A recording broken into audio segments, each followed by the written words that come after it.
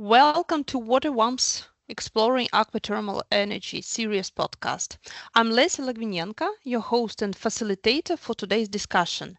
And in this episode, we will be diving into the world of aquathermal energy, a promising and sustainable heating solution that has the potential to change the way we approach energy across Europe. WaterWarmth is a European-funded international project that brings together 20 partners from 6 countries, ranging from France to Sweden. And the project focuses on both the theoretical and practical development of aquathermal energy systems. 3 years, the partners will be working together to develop feasibility studies, pilots, strategies, and roadmaps to help bring these systems to realization across the continent. In today's discussion, we are joined by 2 experts with deep knowledge of the subject. First, we have Lenn Coussement, a project engineer and renewable energy expert from Extraqt, based in Leuven, Belgium. Lenn's work focuses on supporting aquathermal energy projects, conducting feasibility studies, and designing technical concepts. As the work package leader of WaterWarmth's feasibility study guidelines, he is playing a key role in shaping how the studies are developed. Welcome, Lenn. Hi, thanks for having me. Yeah, thank you. And our second guest is Lars Zwaaneveldt, a policymaker from the municipality de Fryske Marren in the Netherlands, who is responsible for the transition to fossil-free heating systems. Lars has been involved in several district heating projects and local initiatives. And in the WaterWarmth project, he works on the implementation of large-scale projects, including fossil-free tertium. Welcome, Lars. Thank you, Lesya, for having me here. Thank you. Today, we are focusing on the importance of feasibility study in relation to aquathermal energy.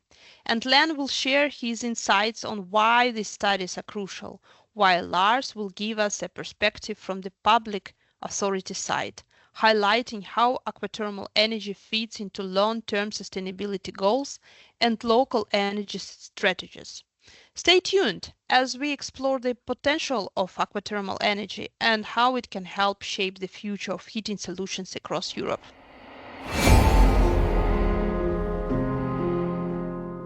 Aquathermal energy may not be as widely known as other renewable energy sources, and my question goes to Lenn. Could you please explain what aquathermal energy is and why it is considered a promising technology of the future? By our definition, aquathermal energy is using surface water as a source for heat pumps. So a heat pump always needs an energy source. In classic systems, this can be air or ground, but in our case with aquathermal energy, this is the surface water. So it has comparable efficiencies to a geothermal heat pump, but typically lower costs and has less spatial impact, and that's why we see this as a very interesting technology. Thanks for the explanation, and it leads to another aspect, the importance of feasibility studies. Lenn, could you please explain the main factors you believe that need to be considered when conducting feasibility studies? Why do you think they are essential for successful implementation? So a feasibility study on aquathermal energy usually consists of 4 main topics. So the first main topic is a thermal screening of the water body. What you want to avoid is that you deplete your water body when you draw heat from it and that it freezes over or something like that. So you really need to look into what is the total potential, the maximal potential of your water body. Second part of the feasibility study is a technical concept design. Your location might limit you from doing certain things, so you need a concept that works, a concept that is within the constraints by regulations, and that will serve you the way you like. And we, in a feasibility study, it's of course needed to do this concept design to know what you can place from in what installations you can create. Then an equally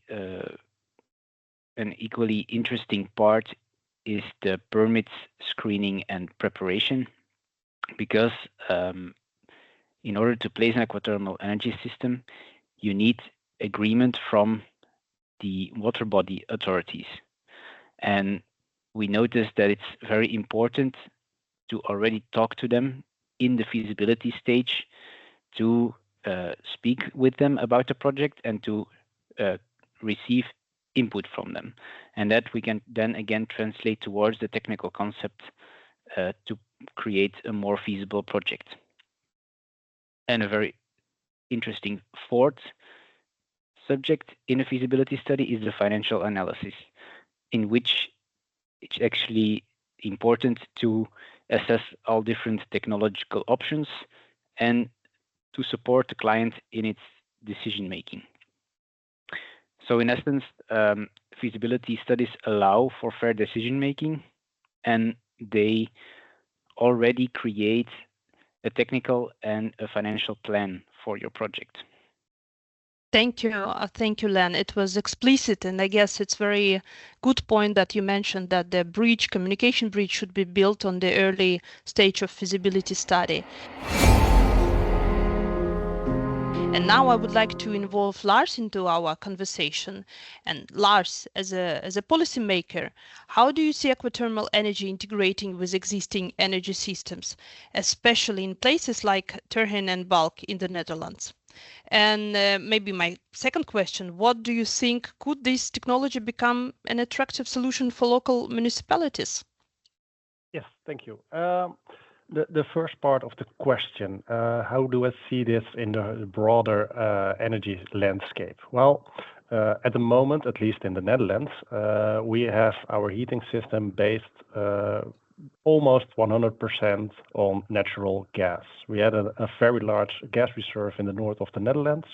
And so in the last decennia, like almost everybody has been using that for heating their homes.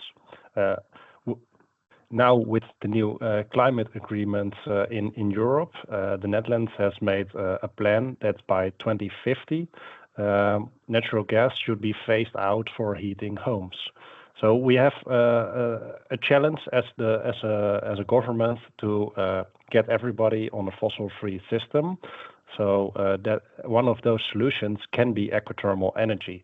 It can even be an individual system, but I am working mainly on the collective, larger scale implementation, so district heating networks. And if we look at Terhen and Balk, those are two villages in the municipality I work for. They have some unique characteristics. Terhen, for example, is technically an island. There are two bridges connecting it to the rest of the world, but it's completely surrounded by water. Even through the village, there's everywhere there is water. And Balk is a bit larger city, but it has a river running through it. So water is enough.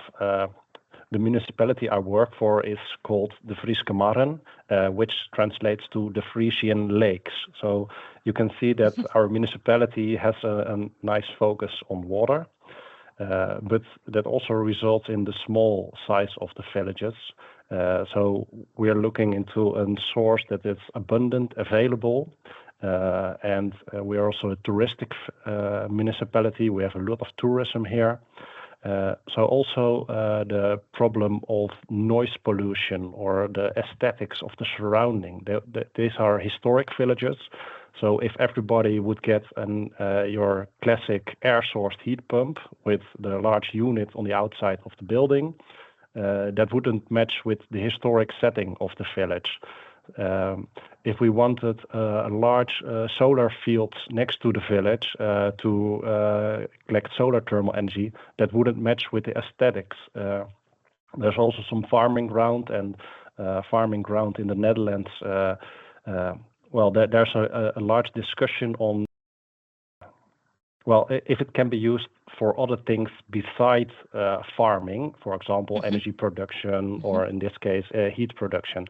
But that's a debate that is going more and more in favor of continuing with farming and less availability for other options. So AquaThermal energy for us as a municipality, because as Lenn said, there's little visual impact, there's little spatial impact, and we have an abundance of water. So for us as a municipality, this is a very attractive solution, especially if we can look into getting it affordable enough for our inhabitants, because they're used to very cheap natural gas straight from under them. But they have to change. So this can be one of the better solutions for our municipality. Yeah, that was a vivid description of both cities, and thank you for that. But as we are now speaking about alternative energy sources, I want to ask both of you about comparing with other heat pump technologies. Lenn, as someone working on the ground, could you share how AquaThermal systems stand up against other alternatives in terms of cost, efficiency, and scalability? Well, in terms of investment costs, generally, AquaThermal energy systems are right in between air source heat pumps and geothermal heat pumps. And in terms of efficiency, they're actually quite comparable, or maybe slightly lower than geothermal heat pumps, but they're usually better than air source heat pumps. And that is also what creates their value, actually. What we see with when we discuss technologies with our clients is that they also take other factors into consideration. For instance, how visible the technology is. Like an air source heat pump is often quite visible because you have to place your outside unit somewhere, whilst with AquaThermal energy, this is mostly invisible because it can be underwater. Another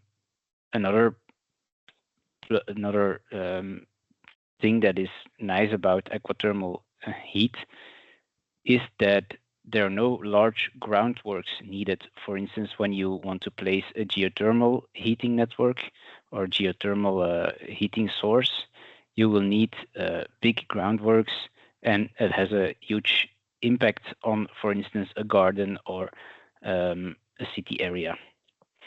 But with AquaThermal heating, yeah, the water is already there, so you just have to find a way to tap into that potential. Okay. And also, AquaThermal heating makes no noise. It only makes noise inside your utility room, but otherwise not in the public area and not next to your sleeping room or something. Oh, Lenn, nice that you talk about the utility room, because I have a question about that. As a municipality, of course, those utility rooms are something that we have to place somewhere in our area. Usually we look for municipal grounds, especially if we, as a municipality, want to exploit and run the system as a whole, or even if we want to be a partner, then it makes it really easy if we can use it on our ground. But can you tell me about those utility rooms? Is about what kind of sizes maybe do I have to think for a small city with maybe 2,000 houses? Well, in terms of those very big projects, it all kind of depends on which technology you choose. Well, mostly from these big projects, you will choose an open loop AquaThermal heat source, which means that you will actually pump up water. You will send it through your heat exchanger and get the heat out, and then send the cool down water back to your water body. So, and actually you can have very large power that you can draw from the water with not that much surface area for your technical room or your utility room. It's hard to put numbers on this, but in Belgium we designed like a 1 megawatt plant where the heat extraction unit was about 6 on 6 meters that it took. Yeah. But that was a very technical deep dive, and few interesting facts about real projects. Yeah, WaterWarmth is working across several countries and bring together various stakeholders. And I would like to discuss now collaboration, because that's the most, I think, one of the most part of the whole setup. So the question goes to both of you, and what are some of the key lessons you have learned in terms of collaboration, and how do you see the role of feasibility studies in scaling up AquaThermal energy projects across Europe? Maybe you could share your do's and don'ts. The feasibility studies, we really need them as a municipality. As a policymaker, I can say that I at least understand the technology after a few years, so I know what I'm speaking about. However, the decision making in a municipality is done by our council members. And our council members simply don't have the time to do a deep dive for every project. They have so many subjects they have to make the regulation on a daily basis. So we use those feasibility studies to inform our council members. And without those, they would be completely lost. I wouldn't be able to advise them if I don't have those numbers and the advices myself. So there they are very important. Mm-hmm. Thank you. What about you, Lenn? What are your key lessons you could share with us? Well, I guess we already experienced what Lars was saying, that when you are thinking about a project, it really helps when there is like a community that thinks together with you, because ultimately we are just a company from another city, even sometimes from another country, and we need those local people to really understand how a project would look like, what are they sometimes afraid of, what are they worried about. And so taking into account all the stakeholders and talking with them, even in a feasibility study, that's already, it really helps towards building a concept that works for everyone. So that's an interesting takeaway, I guess. What we've also noticed when doing these studies in different countries is that every country has kind of a different vision on aquathermal energy, even about what the word itself means. But we see that, for instance, when in rules and regulations, things are often different in different countries, and again, there you need the local contacts, the local collaboration to really make a feasibility study that is worth something. Yeah, thank you, Lenn. And I think that efficient communication could be built by efficient coordination, project coordination. That's pretty much important. If I may add sure, something, because Lenn, you say something about the community, and that's also a trigger for me, because I mentioned our council members have to decide, but those are not the only ones that have to decide. Our inhabitants, the end user of a system, they are so important for the success of a project.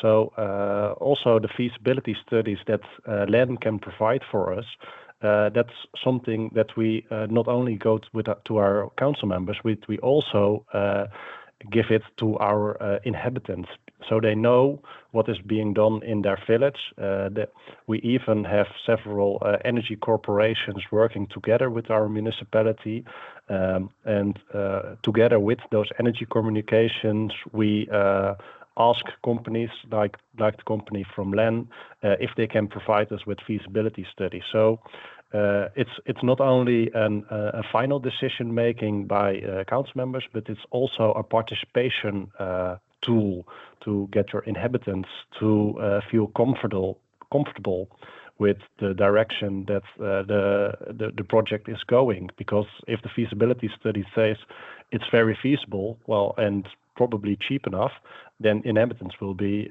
enthusiastic. But if the feasibility study says, well, it's very difficult, it might be a bit more expensive than you are used to paying for your natural gas at this moment, well, then it can also be a hindrance, but at least you have something to have a discussion with your inhabitants. So also on that part, it's critical tool for developing these projects.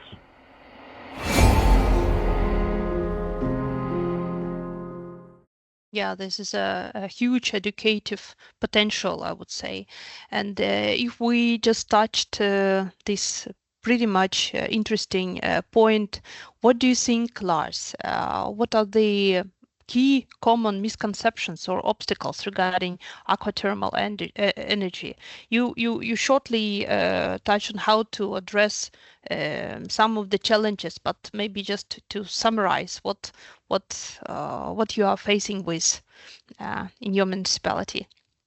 Well, in my municipality, I face a lot of preconceptions, and almost all of these preconceptions are based on a lack of knowledge.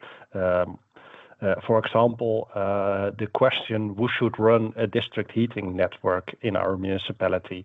If I speak to some council members, our board of directors, about a municipal heating company, well, they directly assume 100% ownership from the municipality.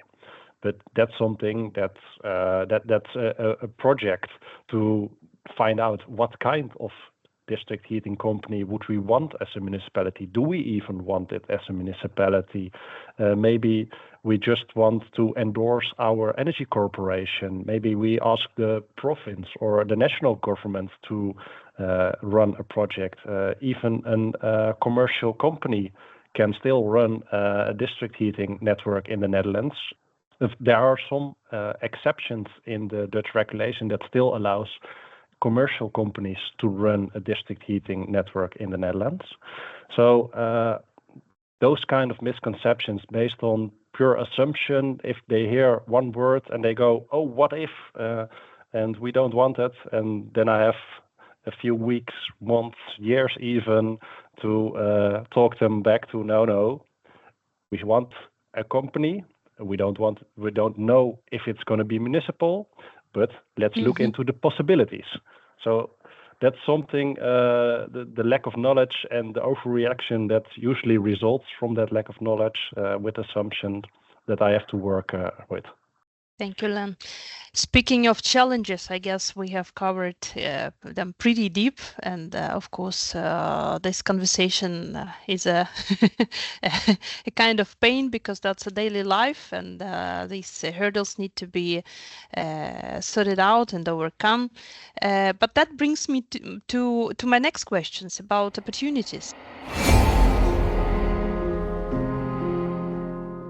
Lenn, where do you see aquathermal energy in 5 years? We know is that the potential for aquathermal energy is huge. We've performed multiple potential scans in different areas to see how much energy we can take out of water bodies and how much of cities or municipalities we can heat with that. And it shows that there's really a lot of potential. So what we need to do now is start the evolution towards getting aquathermal energy widely known and to actually start building a lot of these concepts and to start building a lot of these projects in order to use them to fight climate change. And I guess that in 5 years, what I would like to see is that we've made big steps in that aquathermal energy is, for instance, if someone explains what a heat pump is, that they will also say there are 3 types of sources: air, the ground, and surface water. So that's what I would like. Thank you, Lenn. Lars, now the question goes to you. How do you think other municipalities or regions can take inspiration from your experience when they start implementing similar projects? That also refers to your perspective of how do you see aquathermal energy in 5 years? Well, in 5 years, I hope that I have several physical examples in our municipality. Oh, that's great. So that other municipality can come to us, look at the physical project and see it working for themselves. And I also hope that, well, at the moment, there's quite a steep early adopter tax. For collective systems, it's a bit less because those techniques are a bit more developed already. But especially for individual systems, aquathermal energy, like Lenn said, it isn't common at the moment. But we're working on a project with the potential for a few hundred houses in one of the villages. So we hope we can go from the niche market towards the more mainstream. So as Lenn said, it's just one of the 3 options for heat pump sources. And yeah, it's a standard. It has become a standard. Yeah, great. Thank you. Yeah, thank you, Lenn and Lars, for sharing your thoughts on aquathermal energy and in particular how feasibility studies play a crucial role in making these projects a reality. And I wish you a success with your projects. I really appreciate your insights. And to our listeners, I hope this conversation gives you a clear picture on how aquathermal energy feeds into the bigger picture of sustainable heating. Thanks, Lenn and Lars, for sharing your thoughts on aquathermal energy and how feasibility studies play a crucial role in making these projects a reality. I really appreciate your insights. Thank you for having me. Yes, thank you. It was a nice opportunity to inspire other people. Thank you. That was in-depth discussion. And to our listeners, I hope this conversation gave you a clear picture of how aquathermal energy feeds into the bigger picture of sustainable heating. Stay tuned for future episodes where we will continue to explore the aquathermal technologies and the critical work behind making them a reality. Thank you.